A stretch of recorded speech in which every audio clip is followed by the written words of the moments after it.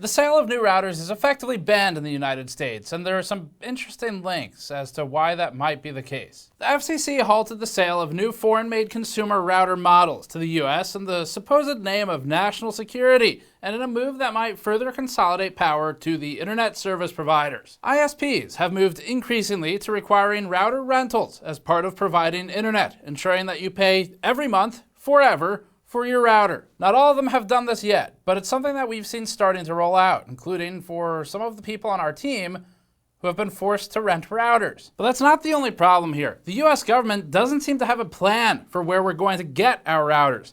Currently, the US doesn't make any, except maybe Starlink, helmed by a government contractor and man who cheats at Diablo, Elon Musk, who just so happens to be running ads against stories about how the FCC just banned his competition from the market. The end result is that routers will almost definitely become more expensive. Ironically, security will probably become worse because there'll be fewer, newer advancements, less innovation for consumers, and there's also less of a reason to update old models, which are currently the only models that can continue to sell in the US market. Over time, companies naturally update their old products less. Technically, there are ways to get exemptions. Like while we were editing this video, the FCC granted many of Netgear's routers conditional approval after the company spent, you'll never guess it, $560,000 lobbying the US government since 2023. An action with some shady background that seems maybe anti-competitive that we'll look at in this video. As for the US, it hasn't made routers for over 24 years, and the NSA came in just last week to tell everyone to update their routers. Definitely not so they can force push an update to spy on you through them. That is, just to be clear, that is definitely not why the NSA said you should update your routers. That is not the reason. It is not because the NSA wants to be the one with the backdoor in them. It's the Russians or the Chinese or the North Koreans. That's the reason. Most recently, the US indicated that the ban also, to quote the Register, quote, extends to portable Wi-Fi hotspot devices that provide internet access almost anywhere, end quote. So, in addition to portable hotspots, which classically might be considered a different type of device from just a router, this could also feasibly include phones under the definition of routers, because they can also be hotspots. This regulation has the potential to be so sweeping as to include nearly any device that can connect another device to the internet in some form. Aside from the fact that one of these things basically can be the eye to everything you do on the internet, which would be useful for the government to control, the FCC maintains a covered list of equipment that it deems a security risk. On March 23, 2026, it updated its covered list to include, quote, routers produced in a foreign country, except routers which have been granted a conditional approval by DOW or DHS, end quote. Virtually all consumer routers are made outside the United States, even those by US-based companies. US residents can keep using existing routers and buy an inventory that's already in the country, or old product models that companies decide to continue to import. But that'll only go as long as inventory continues to exist and as long as these companies decide to keep selling the old stuff here. As the EFF notes, and we agree, this could make consumers more vulnerable, not less. So new routers with the newer hardware and software security features and with just better speeds and higher speed ports will, without an exemption, be banned from import, and existing routers, existing models, can continue to be sold, but they'll slowly lose access to updates over time, and likewise, you don't need to look far to see why that matters. Asus had a severe security vulnerability that turned its routers into a botnet. TP-Link was targeted by Russian state-sponsored hackers, and Cisco has a running list of security advisories like all these companies, but plenty of them affect routers and networking devices. Being made in the US doesn't magically make these risks disappear. This is all happening after the Trump administration cut 1,000 jobs from federal cybersecurity work, and while the Trump admin is trying to cut cybersecurity funding. Weeks ago, pitching a $707 million cut to the Cybersecurity Infrastructure Security Agency. This would reduce the agency's budget to just $2 billion annually, down from $2.5 billion last year. To put that into perspective, that's just 2.8 days of NVIDIA's revenue for a quarter spent on the entirety of the federal government's cybersecurity agency. The NSA urging in the past week for everyone to reboot routers for security updates comes at a suspicious time when the government is increasingly in bed with companies like Flock, Ring, and Palantir to build what we think is a global surveillance apparatus. This router ban is poised to set the stage for mass surveillance via potential government backdoors and mirrors what the US constantly claims China does: state-approved vendors going through government selection processes. And all of this is going to affect consumers in a lot of ways. I mean, it'll be obviously options and choice and access to innovation, technology, and generally things getting better, but also security and price. This stuff's probably going to cost more in the US going forward, and that's going to be on older models. So the move is helmed by none other than FCC Chair Brendan Carr, whom we'll talk about in this, and we think companies like Starlink and the ISPs potentially stand to benefit a lot from this action. Before that, this video is brought to you by Thermaltake and the TR200 WS Micro Chassis, a micro ATX stout case. It includes an optional 5 1/4 bay for either a screen or 5 1/4 drives. The case has a highly perforated side panel, a color accent front styled like other popular cases, can fit radiators and closed loop liquid coolers in the top, up to 360mm claimed support, and a total of 7 120mm fan mounting locations between the top, bottom, and rear of the case. Max CPU tower cooler clearance is claimed at 175mm and GPU clearance at 365mm. The chassis provides a portable, highly compatible box for your builds. Learn more at the link in the description below. The FCC explained its reasoning behind this rash move. The FCC wrote that foreign-made routers, quote, pose unacceptable risks to the national security of the United States or the safety and security of U.S. people. Routers produced abroad were directly implicated in the Volt, Flax, and Salt Typhoon cyber attacks, which targeted critical American communications, energy transportation, and water infrastructure, end quote. Now that might sound like a different cyber attack that we know about called data centers. This was the energy and the water and but that one's okay because money. There's only one problem with this reasoning, which is that the only reason American routers weren't implicated in these cyber attacks is because there are none.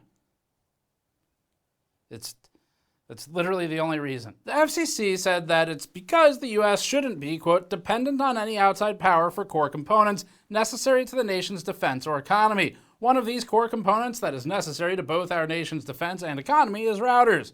Allowing routers produced abroad to dominate the US market creates unacceptable economic, national security, and cybersecurity risks, end quote. U.S. Representative Molinar, chairman of the House Select Committee on the Strategic Competition between the United States and the Chinese Communist Party, that's the name of the committee, praised the move and wrote, quote, today's tremendous decision by the FCC and the Trump administration protects our country against China's relentless cyber attacks and makes it clear that these devices should be excluded from our critical infrastructure.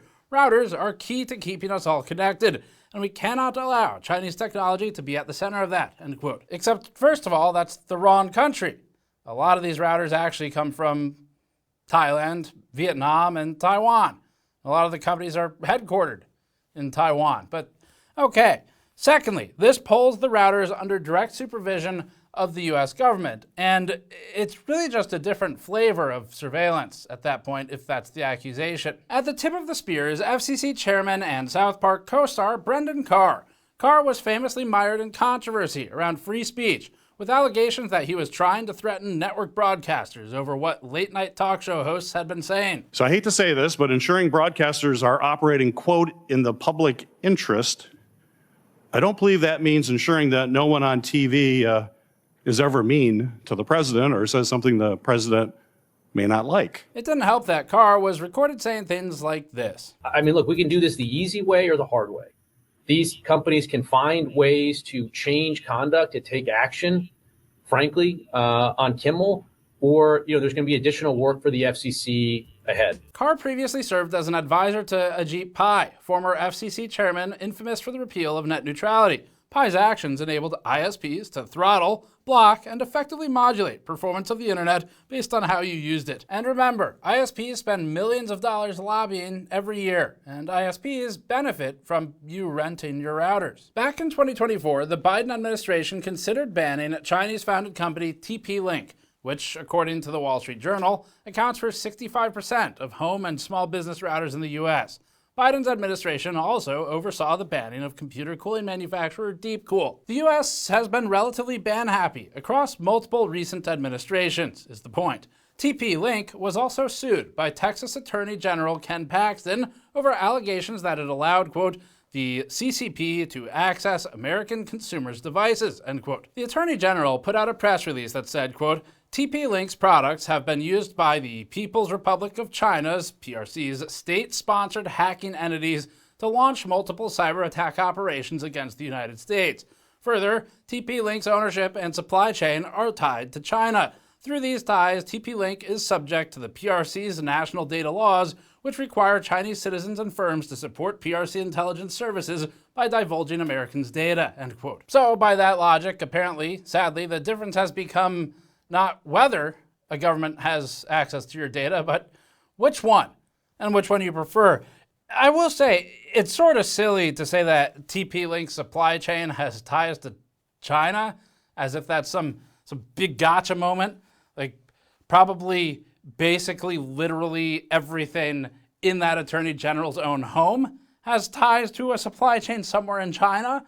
But, okay, it's just kind of a broad thing to be like, it has ties to the MOSFET came from China, and the capacitor was China or China adjacent. TP-Link was founded in Shenzhen, China, but is now headquartered in California. Its U.S. product manufacturing has been in Vietnam since 2018. The company says it doesn't sell products to mainland China. According to the Times of India, TP-Link's CEO and his wife have also applied for permanent residency in the United States through Trump's Gold Card program. We're going to say gift, political contribution to gain entry to the country. And that gets to the heart of these bans. The way around it seems to effectively be bribes. Sorry, political contributions. The FCC's fact sheet elaborates, quote, foreign-made consumer-grade routers are prohibited from receiving FCC authorization and are therefore prohibited from being imported for use or sale in the U.S. This update to the covered list does not prohibit the import, sale, or use of any existing device models the FCC previously authorized, end quote. The FCC also wrote, quote, all routers authorized for use in the United States may continue to receive software and firmware updates that mitigate harm to U.S. consumers at least until March 1st, 2027, end quote. So existing models will remain allowed, but these companies will, of course, want to move past the existing models to implement things like hardware security features and software security features and just better product features. Not just, RGB routers, but maybe like 25 gigabit or something starts to become more popular one day. That becomes limited here, and they won't want to maintain the current models forever, especially for patches and updates. And so we may fall behind other markets technologically. But if they want products made in the US, this doesn't do it. At some point, almost everything comes from China, all the way down the supply chain. Phosphorus Cybersecurity and Omdia Research have both spoken to this matter. Router manufacturers can apply for limited 18-month conditional approvals, which requires disclosure of a router's components, origins, production, and supply chain risks. But with this ruling, we notice that even the decades-old definition of what a router is and what it does is apparently up for debate. Not by the companies, but by the US government. Cisco defines a router as a device that, quote, receives and sends data on computer networks. Routers are sometimes confused with network hubs, modems, or network switches. However, routers can combine the functions of these components and connect with these devices to improve internet access or help create business networks, end quote. Wikipedia narrows it further, quote, a router is connected to 2 or more data lines from different IP networks. When a data packet comes in on a line, the router reads the network address information in the packet header to determine the ultimate destination, end quote. We noticed, though, that the FCC made its definition of routers a lot more open-ended, which allows it to make its bans more open-ended. The FCC describes them as, quote, consumer-grade networking devices that are primarily intended for residential use and can be installed by the customer.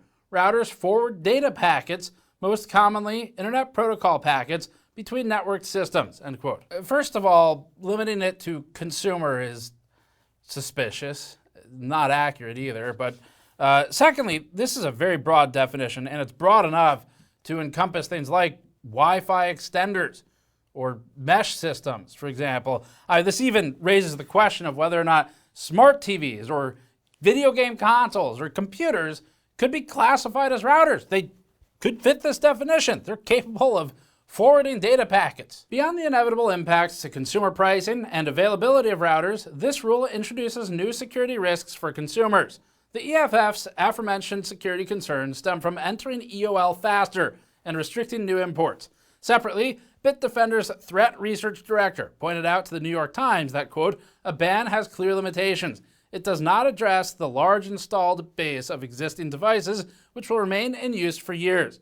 In practice, foreign manufactured routers will continue to dominate U.S. households in the near term, so any security gains will be gradual at best, end quote. The FCC is trying to get around this by insinuating that existing routers may not receive security updates beyond March 1st, 2027.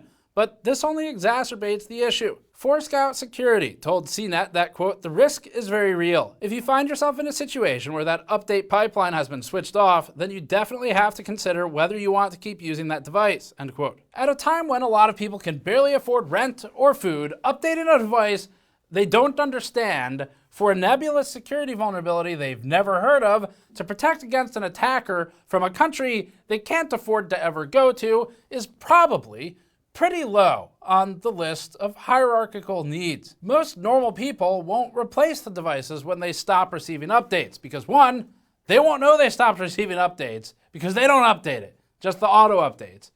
But two, they'll replace it when it stops working. And with the direction we're going, probably with a solution provided by an internet service provider for just $7 a month. Forever. We think that may be at play here too, as ISPs are among the top government technology donors and increasingly forcing router rentals. Many modern routers can automatically update their firmware though. But this ruling doesn't do anything to help us past March 1st, 2027, less than a year from now. The EFF called the FCC's approach a, quote, blunt instrument, end quote, that impacts, quote, many harmless products, end quote, and they highlighted the mass, quote, defunding of cyber defense initiatives, end quote. Analyzing the Salt Typhoon hack, which the FCC highlighted as a specific attack while justifying its endeavor to ban foreign-made routers, telecom reporter Carl Bode told The Verge, quote, one of the core problems wasn't foreign routers. It's a lack of oversight and regulation of telecom monopolies. A lot of these monopolies had gotten so lax with their privacy and security standards that they forgot to change default admin passwords on a lot of their routers, end quote. So color me not surprised when the next attacker walks into a colocation facility and types in admin and shuts down the entire fucking internet. The FCC's move, being able to potentially consolidate power into the hands of ISPs, is a concerning development at a time when the government is compelling social media companies to hand over information of people who are mean to the government on the internet. Professor Milton Mueller told the Register, quote, a router made in the USA likely runs a Linux kernel maintained by global contributors, uses Wi-Fi drivers written in Taiwan, and incorporates open source libraries managed by developers worldwide. By focusing on the geographic location of the assembly line, the FCC ignores the logical supply chain of the software. A US assembled router with a poorly written UPnP or universal plug-and-play implementation is just as vulnerable to a hijacking as a foreign one, end quote. And he's absolutely right on that. The software is a major factor here. In fact, there's open source solutions that just make a lot of older routers more secure by installing them. The foreign router ban also, though, introduces conflicts of interest with one specific company at the center of them. Starlink, headed up by former extra special government employee, world's richest man, and off-again, on-again presidential BFF Elon Musk, Starlink says that its routers are made in Texas. Sometimes they're made in Vietnam, but close enough. Starlink makes routers for its satellite internet service, but Musk's close ties to the federal government enable a path to Starlink contracting for consumer routers. Our favorite part, though, was that our research for this story led us to this page. On a Reuters story about the ban of foreign routers, we received a Starlink advertisement. It doesn't help that conditional approvals are now supposed to be done by the Department of Defense or the US Department of Homeland Security either. That'll slow down the process, but in our opinions, that also adds additional layers of spyware concerns specifically relating to the DHS. As a result of this environment, Ookla lead industry analyst Mike Dano told the New York Times, quote, it's very likely that the companies producing these routers will need to pursue waivers from the FCC's rules, end quote. When push comes to shove, this may introduce more of an opportunity for basically bribery. to bypass issues. Sorry, let me get the language right. Political contributions to bypass the issues. And companies that already have a cozy relationship with the government, which seems to be an increasing pool every day, will have an advantage here. And also, the giving money to them thing, but I guess we're kind of all over that now. We're already seeing this, though, with TP-Link's example of a $2 million spend for 2 gold cards. In a post titled, quote, "Trump's cybersecurity policy is indistinguishable from a foreign attack," end quote, Bode asserted that the U.S. national security is being dismantled at the request of major telecom lobbyists, stating that the Salt Typhoon attack was, quote, "caused in part by our mindless deregulation and lax oversight of telecom monopolies," end quote. He added that the Biden FCC tried to address this by implementing, quote, "some very basic cybersecurity safeguards requiring that telecoms try to do a better job securing their networks and informing their customers of breaches," end quote. However, after that, Brendan Carr's FCC under Trump rescinded these safeguards, quote, "because lobbyists at AT&T, Verizon, Comcast, and Charter told them to," end quote. In November of 2025, per Ars Technica, the FCC voted to repeal a ruling requiring ISPs to secure their networks, saying lobbyists requested it. In an FCC blog post bizarrely titled "Halloween Treats," which is a disturbing title for an agency helmed by a man who was accused of trying to silence Epstein files discussions on the air, Carr tried to argue that voting to repeal this ruling would actually somehow bolster the country's security. Quote, "We'll stay on public safety and vote on an order that puts us on a stronger cybersecurity footing," end quote.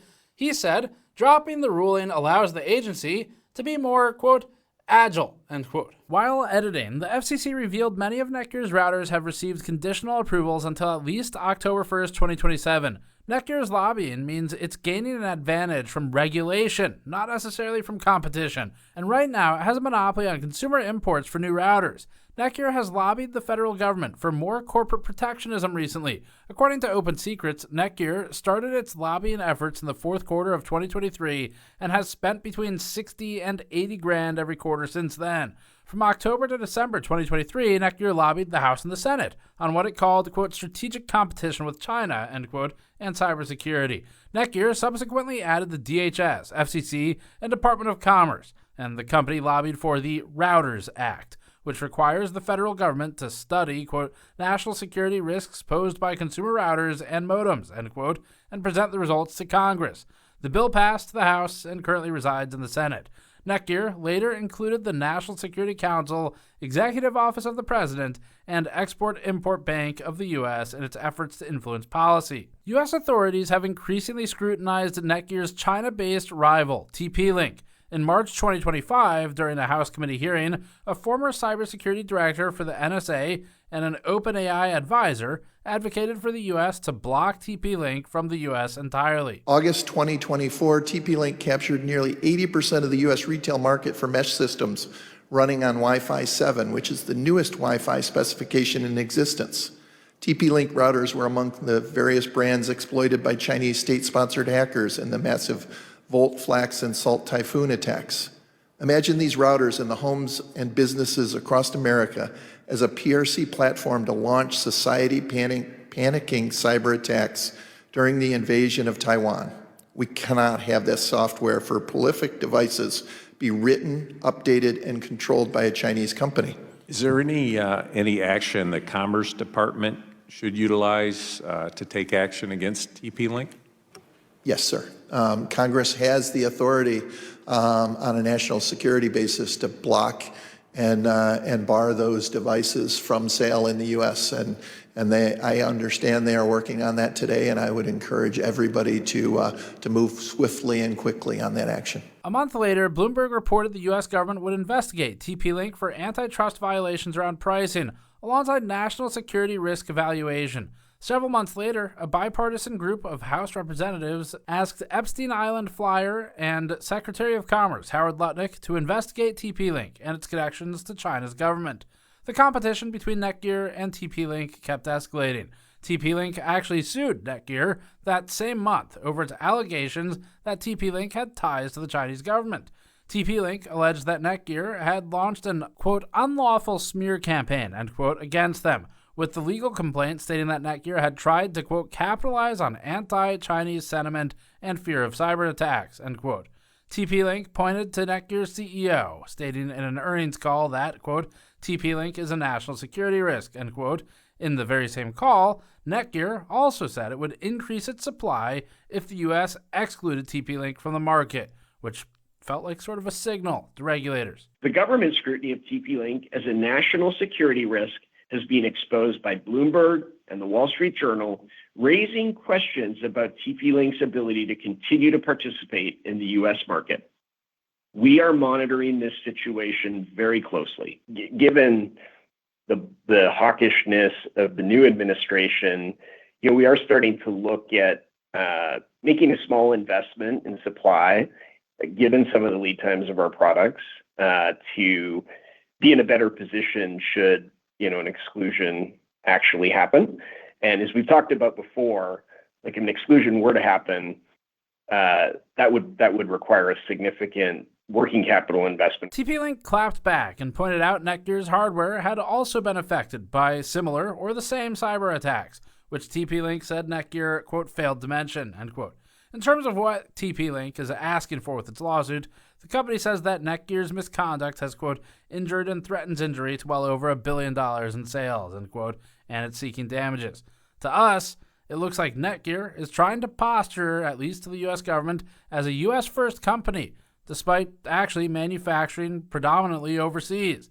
And it's trying to leverage its position politically to block a rival. That's what we think. Beyond, though, the obvious of enabling corporations to collude against consumers, which seems to be a common topic lately with these government tech company collaborations, there are additional concerns, which is the obvious, of potential government backdoors in these devices that have access to just about everything you do on the internet in some capacity, especially at a time when they're working with Palantir, Flock, Ring, and NVIDIA in ways that we think perpetuate surveillance. Routers have the capability of showing significant detail about your online habits. AVG Technologies says, quote, someone with access to your router can eavesdrop on you. Since your router handles all the internet traffic on your network, a router hacker can see what you're doing, which websites and services you're using, when you're using them, and more, end quote. A government, any party, I don't care, having access to this type of information and the ability to oversee communications creates pathways to exercise authoritarian control and oppression of speech in particular, or just manipulate algorithms and results to brainwash the public, kind of like social media networks already do right now. This kind of reminds us in some ways of China's Great Firewall, as it's called. The U.S. government, in its at least claimed position of trying to stop some of the things that it says other countries do, is creating a slippery slope where it itself could do those things. 19 states already require age verification, such as via government ID, to view adult content, and moving forward, routers may provide a more robust backdoor option. Even basic social media platforms now, like Discord, are starting to require IDs. And with the resistance to giving government ID up, we wouldn't be surprised if at some point there's a collaborative appearance of a de-escalation where, say, ISPs use a unique identifier, a subscriber ID attached to your packets to identify you that way instead of uploading your ID to some website. And it would be seen as an improvement if it goes that direction. But anyway, in an online FAQ posted by the Commission asked itself, are routers intended to be used exclusively in industrial, enterprise, or military contexts covered? And the Commission answered itself, no. The National Security Determination's definition of routers refers to consumer-grade networking devices that are primarily intended for residential use and can be installed by the customer, end quote. Routers used by the U.S. government and military are actually already subject to stricter regulations such as the Buy American Act, which requires federal agencies to prioritize American products. But even that act says this, quote, the provisions of the act may be waived if the head of the procuring agency determines the act to be inconsistent with the public interests or the cost of acquiring the domestic product is unreasonable, end quote. Interesting. That waiver option isn't in there for you as a consumer. If the cost of the domestic product is unreasonable, then I guess the waiver is go fuck yourself. On top of that, there's a lot of evidence to suggest the U.S. government has already spent money on TP-Link routers and networking equipment, which, as a reminder, is the company it was just thinking of banning. In response to the ban, several router companies have put out statements to the press that seemingly try to curry favor with the US government, mostly saying nothing. Now, there's some parallels here to some other interesting bans. Technically, for example, these are also banned. How did that get in here? In December 2025, the FCC concluded that drones pose, quote, unacceptable risks to the national security of the United States and to the safety and security of U.S. persons, end quote. A direct quote from what they're saying now. Though it made its initial announcement late last year, the FCC only recently provided conditional approvals for 4 drone systems in March, none of which come from Chinese companies. It just so happens that companies like DJI are among the most competitive right now in the space. Like the routers, the drone situation also introduces conflicts of interest, seeing as how President Trump's sons are both partial owners in Aureus Greenway Holdings, a golf club firm that is merging with a drone manufacturer called PowerUs. You know, as golf club firms are known to do. Manufacture drones, I guess. I kind of feel like this router and drone thing sets the stage for nepotism. No, that can't be it. That's definitely not it. The key points are these. The ban will lead to decreased innovation and access to technology for American consumers, especially going forward as new technology comes out and becomes available for other markets. The ban will, we think, set up a layup for ISPs to rent their routers to consumers who are looking for an easy solution so that they can then perpetually pay for that device forever. The ban introduces a major conflict of interest favoring Starlink and Elon Musk. The US claims that the concern is of attacks on routers that happen to be made by factories in foreign countries. The reality is that these types of attacks can happen on any router, regardless of where they're made. A lot of it also is at the software layer, not the hardware layer. It could be both, but moving it to the US doesn't solve that problem. And actually, it could make it worse, and at the very least, the short term, for companies that have no experience making stuff here and who are trying to cut corners because the costs are so much higher and there's zero supply chain for most of those components in the US. It's also just a delusion to think that any meaningful factory capacity can come online in less than a year in the United States, especially when most of these components are made in China anyway, and the routers themselves are assembled often in Thailand, Taiwan, Vietnam, and of course in China. But there's another interesting thing here too, which is that on the software side, there are and have been open source solutions where you can continue to use old routers with publicly available open source firmware or software or both, and use those devices even past their usable service life from the manufacturer. But what's interesting is that United States laws, and in particular opposition to right to repair by large corporations, has meant that in some cases, router companies will brick their devices if they detect you've installed something like OpenWRT on them, rendering them fucking useless if you try to put something more secure on it because the company has stopped using it. In some ways, though, a lot of this stuff isn't news. The FCC was looking at limitations on installing custom firmware and operating systems on routers as early as 11 years ago. Now, various types of bans and corporate collusion and collaboration with governments, it's been around for a long time. A lot of administrations. It's multi-administration, multi-party. It just so happens that right now, the set of people in charge in the government and the set of people in charge in the companies seem to get this shit done real fast. And it's not good for consumers or normal people. It's like a just fucking complete open corruption where even the bribes aren't disguised anymore. Like Tim Apple literally handing Donald Trump a piece of gold, and I think it was the Oval Office. So anyway, if you live in the US in particular, you should be concerned about this. The boogeymen that are normally described, although you wouldn't want anyone to have access to your data, in particular, you know, it's a lot less valuable to other governments than it is to the government that wants to maintain control of a particular narrative, and that's regardless of party.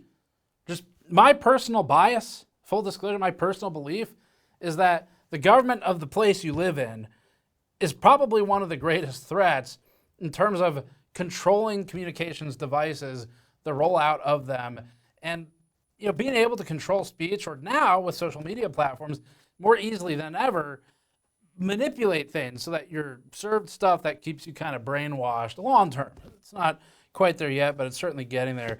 But anyway, ideally, none of them have your data. It's just that the data is a lot more immediately useful to, the place you live. Telecom lobbyists have a lot of sway. As one of our viewers pointed out when we first reported on this story, quote, enjoy your new Palantir Freedom Router, trademark. One thing this will definitely impact, though, is consumer pricing and options, availability of new technology. Ultimately, we, and say what you want, I don't really care at this point, think that this is a play at control.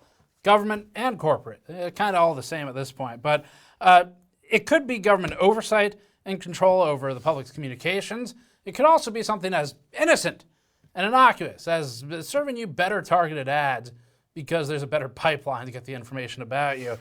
Perhaps on that end, then, it could be useful just for making money and taking it from you. Or, again, on the other end, it could be used for propaganda.